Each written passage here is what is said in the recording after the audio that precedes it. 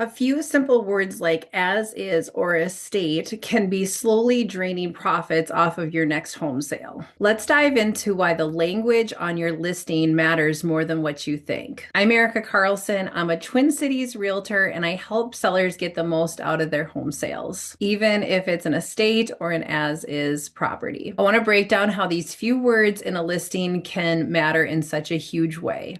Let's look at the real estate data from Dakota County. When a home was listed with as is or estate in the marketing description, we noticed it sold for significantly less. On average, it was about 13.5% lower than people who did not. For a $300,000 home, this would be a difference of over $40,000. So when buyers see the term as is or estate, there's a couple things that come to mind.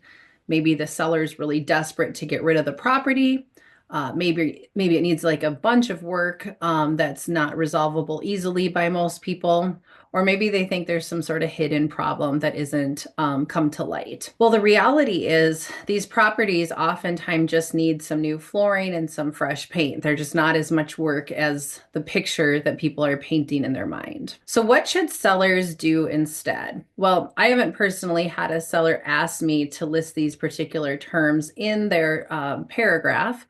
But if you are being strategic in your marketing, you definitely want to drop these words. And I want to be clear, you can still sell the house as is. So the data I shared with you is not discussing what happens when you sell as is versus not. It's just using the language. Second of all, have some flexibility. And while I know when people that I meet say, I want to sell as is, they don't want to reduce the price, they don't want to make the changes, but having that flexibility and keeping in mind that most repair requests from buyers is about $1,500. So you might be shortchanging yourself by using those words versus having that flexibility. So lastly, you want to get a real estate agent who understands these concepts and can help you maximize your profits. So before we finish up today, I'm going to show you a market update for the Twin Cities. I'm going to take 1 minute or less. All right, the big thing to know, again, we're at the end of February.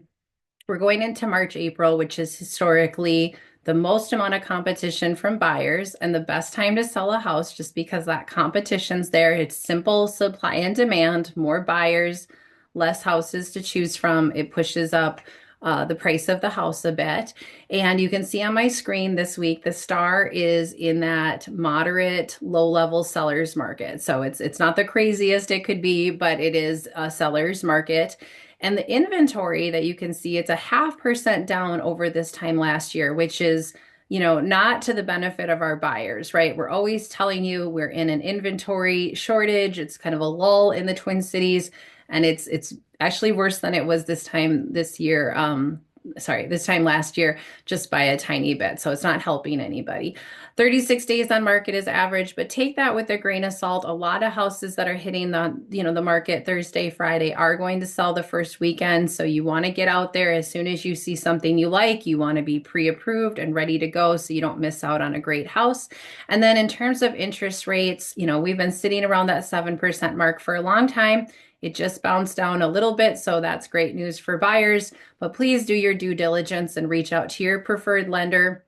Find out what the rate would be, whatever type of loan type you're getting. So please take that with a giant grain of salt and do your homework and find out where that lands.